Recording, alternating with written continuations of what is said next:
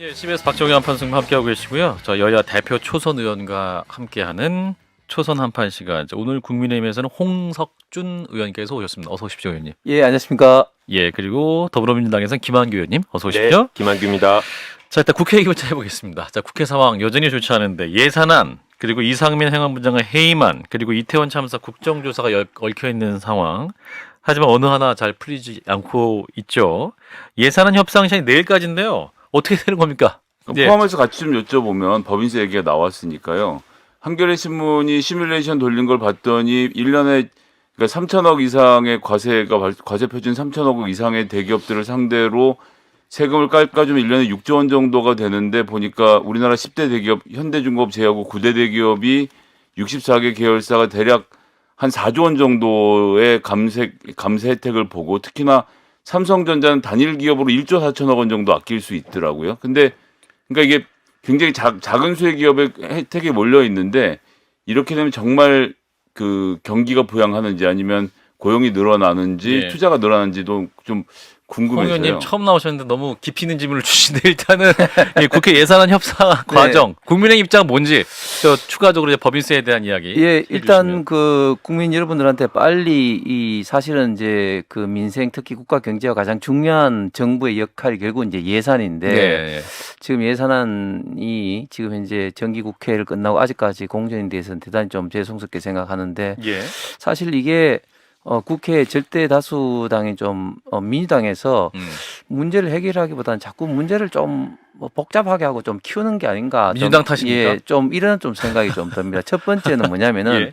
원래 국회가 지금 이 시기가 가장 그 좀 할 일이 많습니다. 예산 문제도 연말에 그렇고 그죠? 예, 예. 관련된 법안 문제도 그런데 지금 이제 이번 사안에 관련해서 국정조사 문제도 같이 이제 엮였고 그다음에 또 국정조사를 어렵게 여야가 이태원 협치를 해서 참사 했는데 관련. 예. 또 이제 그 또 이상민 장관 또 해임 해임안. 결의안을 또 이제 하고 그다음에 예산으로 이제 문제를 좀 국한하면 사실은 이제 예산 문제에서는 크게 두 파트 그러니까 예산안 자체의 내용이 있고 그다음에 또 소위 예산과 직접적으로 관련된 세익과 관련된 예산 부수 법안 관련된 예. 크게 보면 두 가지가 있습니다. 예. 예산안 자체적으로 보면은 그동안 이제 민주당에서 음. 계속해서 문제를 삼았던 어떤 윤석열 대통령의 어떤 공약 문제라든지 또 경찰국 또 법무부 인사검증단 이런 어떤 문제라든지 또 용산 이전 뿐만 아니라 뭐 또 그 민주당에서도 계속 해왔던 이런 상황들에 대해서 반대가 좀 있었는데 예. 사실 이런 부분들은 좀 어느 정도 서로가 이제 양보할 거니까 좀 합의를 좀 봤습니다. 봤다. 예. 그다음에 예산 부수 법안으로 가장 큰 문제가 결국은 이제 법인세, 금투세, 종부세 세 가지인데 예. 종부세와 금투세는 그래도 이제 양당 간에 좀 합의가 돼가고 있었고 법인세. 이제 법인세가 이제 한 가지 이제 이슈였습니다. 예.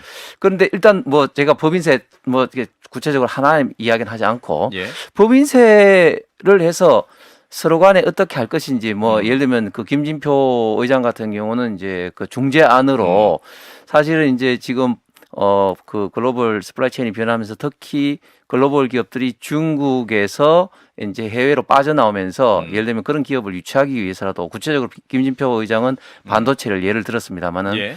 그런 상황에서 좀 우리도 법인 세율을 인하해야 된다. 지금 대만의 최고 세율이 20%이기 때문에 반도체 관련된 기업들이 중국에 있는 기업들이 다 대만으로 간다. 예. 그래서 이제 김진표 의장은 여당 안으로 22% 하되 법인세를. 예, 2년 이제 유예를 하자 이런 어떤 중재안을 이제 내셨던 것이죠. 그래서 사실은 이제 그 중재안으로 가든지 뭐 어떻게 하든지 이래야 되는데 갑자기 민주당은 또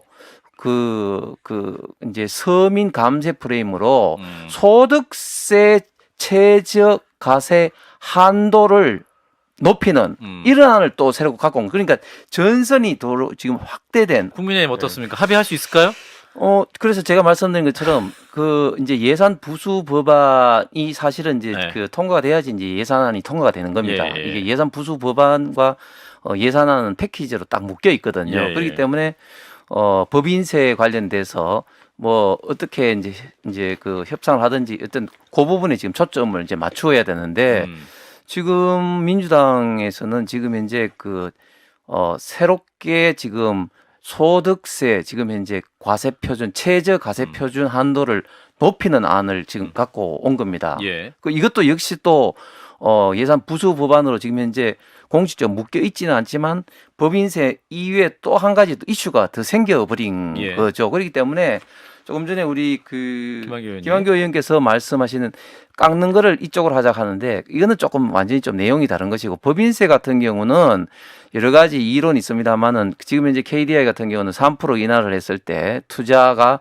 뭐 0.6%가 는다. 뭐 이런 어떤 결과도 발표했고 또 많은 어떤 투자 유발 개수라든지 이런 이야기를 하기 때문에 예. 사실은 법인세 삭감은 고용 유발이라든지 그런 걸 통해서 오히려 더 알겠습니다. 세수 정대되는 어떤 효과도 있는 것이고 소득세 감면하고는 완전히 조금 좀 차원이 다른 어떤 문제인데 근데 이제 이제 이렇게 그런데 아니- 지금 이제 전선이 확대되고 있다는 게 좀 문제죠. 콩 의원님 반론해 주세요. 저희 그 지금 전 세계 법인세율을 보면요, OECD 국가 중에 예. 우리보다 더 높은 법인세율을 가진 국가는 딱 두 개의 국가밖에 없습니다. 예. 지금 OECD 평균 법인세율이 21.3%입니다. 21.3. 우리는 그 이전에는 그 박근혜 정부 때까지는 계속해서 2단계 법인세율을 갖고 있었습니다. 그런데 문재인 정부 들어와서 4단계 법인세율로 하면서 그 전에 최고 법인세율 한도 22%를 25%로 올렸습니다. 그렇죠. 그래서 네. 결과는 어땠습니까? 지금 외국인 투자 유치라든지 대기업 어떤 투자라든지 이런 것들이 제가 갖고 있는 통계는 그 박근혜 정부 때보다 지금 문재인 정부 때 그 반도 훨씬 안 되는 어떤 결과치가 투자 왔습니다. 위축됐다? 그렇습니다. 예. 그리고 이게 법인세가 곧 배당만 연결되는 것이 아니라 법인세 자체가 기업의 투자 결정에 굉장히 중요하기 알겠습니다. 때문에 그 이전의 고용이라든지 요거 한 질문 하고 마무리해야 될 것 같은데요. 이제 박홍근 민주당 원내대표가 윤석열 대통령이 가이드라인을 주고 있어서 협상에 난항을 겪고 있다 이렇게 말씀하고 계세요. 맞습니까? 대통령실이 가이드라인 주고 있습니까? 대통령이 이 법인세율에 대해서 뭐 예를 들면 고소해라 이런 이야기를 했는지는 모르겠습니다. 그러나 예. 그거를 가지고 우리 협상을 할 때 완전히 이제 그 저희가 이제 밀고 당기고 하는 그런 건 있지만 그 때문에 지금 현재 나는 있지는 않습니다. 홍 의원님 맞습니까? 운신의 폭이 좁습니까? 저는 그 법인세율 아까 말씀드린 것처럼 이걸 너무 초부자 감세라는 이 프레임으로 보는 것 자체가 좀 문제가 있고 문제 그 있다. 관련된 어떤 투자 유발 개수로 고용이라든지 특히 관련된 어떤 계열사라든지 중소기업에 실질적으로 도움이 되기 때문에 특히 지금 현재 글로벌 서플라이 체인이 변동되는 과정에서 알겠습니다. 외국 투자 위치를 위해서 저는 해야 된다. 반드시 한번 해야 된다고 생각을 합니다. 알겠습니다. 법인세 얘기는 여기서 마무리하고요. 이제 민주당 얘기 좀 해보겠습니다. 이제 관련한 수사가 좀 많이 진행되고 있죠. 노영민 전 실장에 이어서 오늘은 박지원 전 국정원장이 이제 검찰에 출석을 했는데, 자, 박지원 전 원장 같은 경우는 이제 검찰이 현재 수사가 정치 수사다 이렇게 입장을 밝히고 있는 상황입니다. 자, 홍 의원님 반론해 주세요. 뭐 정치 수사는 문재인 정부 초기 때 적폐청사는 이름으로 대통령 2명과 국정원장 4명 등등등 수백 명을 감옥할 때 이걸 저는 볼 때 정치 수사 생각하고 지금은 사실 이제 김 의원은 정책을 이야기했지만 지금 대한민국의 국민 어떤 목숨에 관련된 그런 어떤 문제입니다. 그 중에서도 또 해수부 공무원 그 이대준 씨가 사망을 하고 또 시신까지 소각한 것에 대해서 예. 이것을 당시 정부에서 월북몰이를 하고 그리고 관련된 어떤 증거를 삭제 지시를 하고 이런 것들이 이제 속속 지금 이제 드러나고 있는 이런 사항에 대해서 제대로 수사를 하지 않으면 대한민국 정부 가장 중요한 게 결국은 국가의 안위를 지키고 국민의 어떤 생명과 재산을 지키는 건데 이것은 어떤 정권과 관계없고 이미 이 사안은 이번 어떤 정부 이전에 벌써 유가족들이 고발에 의해서 수사가 진전된 상황. 물론 이제 그 전 정부에 대해서는 사실 제대로 수사가 이루어지고 있지 않았죠. 그렇기 때문에 어떤 정치 보복이다 이런 어떤 프레임은 맞지 않을 것 같습니다. 맞지 않다. 홍 의원님.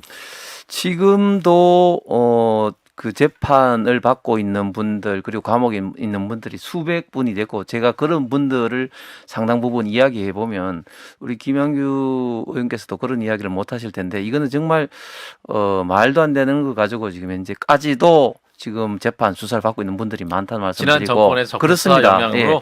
저는 이대준 씨 유가족 이래준 그 형님하고 이제 최근에 10월달에 이제 미국 그 의회도 이제 방문을 했습니다만 같이 가셨어요? 예, 예. 했습니다만은 지금 이 문제는 뭐냐면은 당시에 월북으로 몰아가면서 여러 가지 어떤 사생활의 어떤 뭐 예를 들면 뭐 도박 빚이 있다는 등 그렇게 인격적인 어떤 그런 어떤 살인도 한 것도 문제지만 그 당시에 드러난 증거도 숨겼다는 거죠. 예를 들면 가장 대표적으로 구명조끼가 우리나라에는 없는 중국 간 것이다. 자체에 있는 그런 것을 이미 알았음에도 그런 것을 당시에 해경 발표라든 이런 데 다 이제 숨긴 것이죠.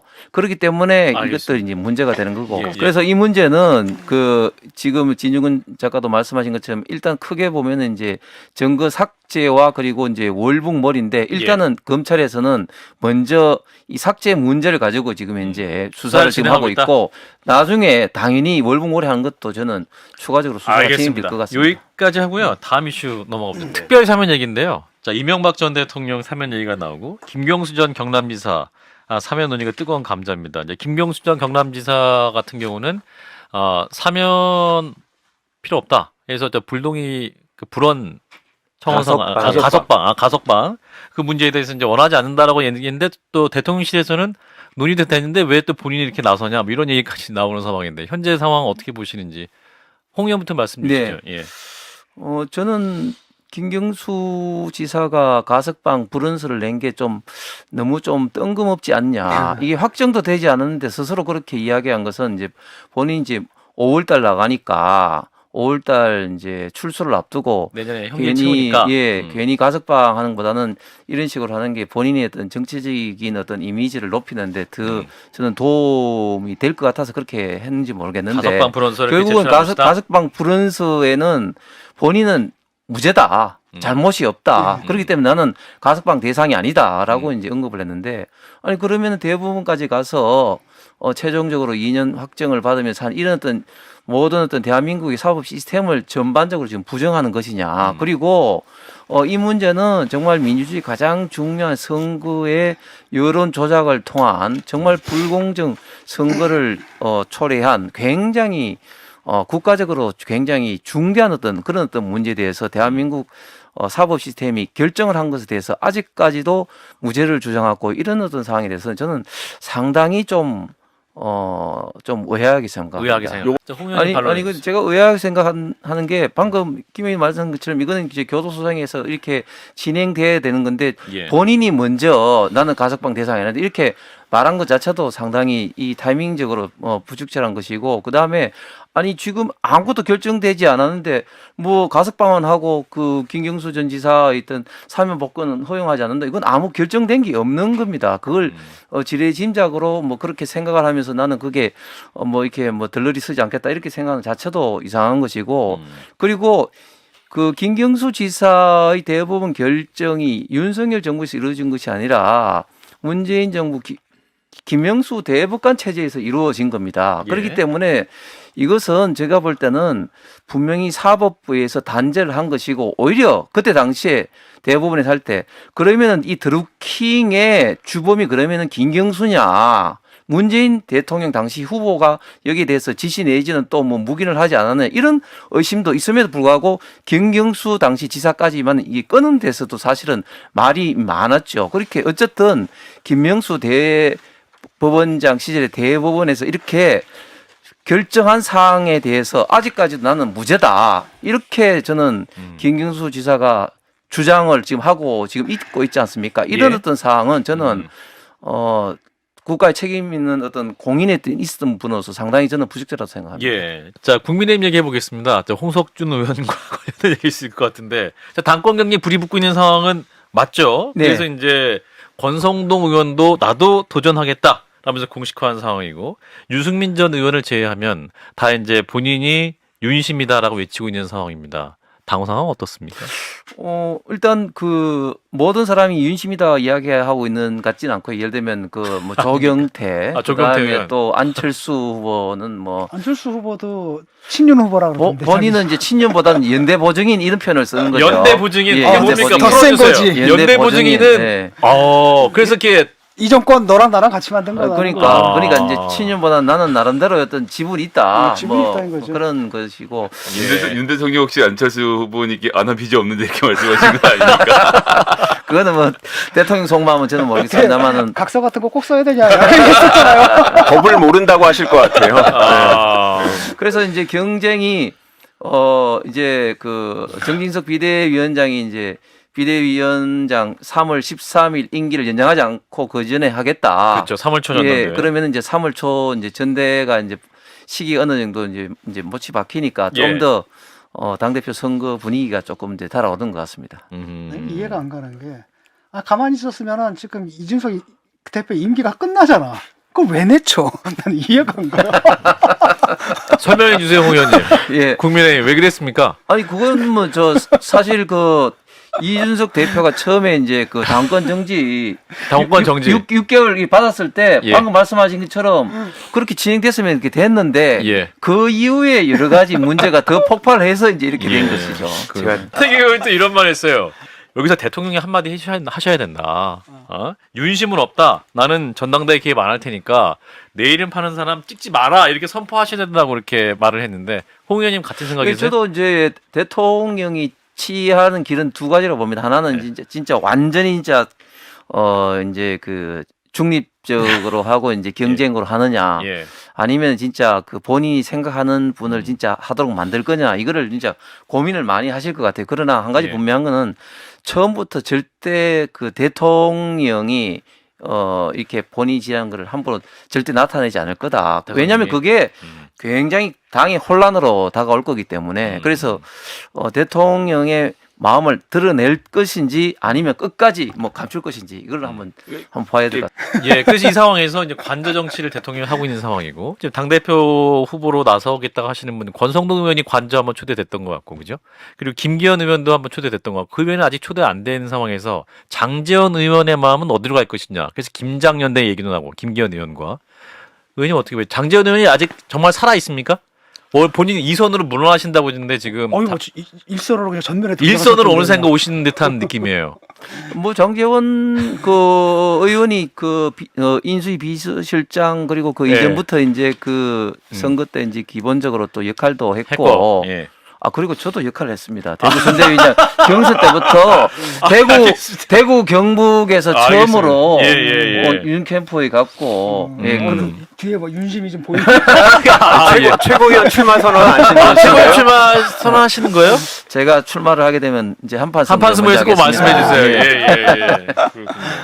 그러면 이제 전대 룰 얘기도 나오는데 이제 당원 비중 높여야 된다. 그래서 90%로 높여야 된다는 9대1로 하는 의견도 많고 아예 권성동 의원은 100% 당원 투표를 해야 된다. 어떻게 판단하세요, 의원님? 그렇게 이야기 나오는 것이 이제 역선택도 방지하고 특히 지금 이제 저희 이제 당원이 그 지난번 그 이제 전당대회 할 때는 이제 28만 29만 됐었는데 지금 한 80만 정도 되기 때문에 굉장히 많이 숫자가 늘어서 특히 수도권 그다음 20, 30대 당원들도 늘었기 때문에 예. 당원들로서도 이제 국민들의 어떤 일반 여론을 이제 반영할 수 있다. 뭐 이런 생각으로 이제 전당 대회 시에 이제 당원 비율을 높여야 된다. 그리고 또 민주당과의 또 키 맞추기도 필요하다. 뭐 그런 이야기를 하는데 저는 이 문제는 좀 신중하게 판단해야 되는 봅니다. 룰을 바꾸는 거? 예, 일단 경기가 지금 이제 뭐 진행되고 있는 상황이고 예.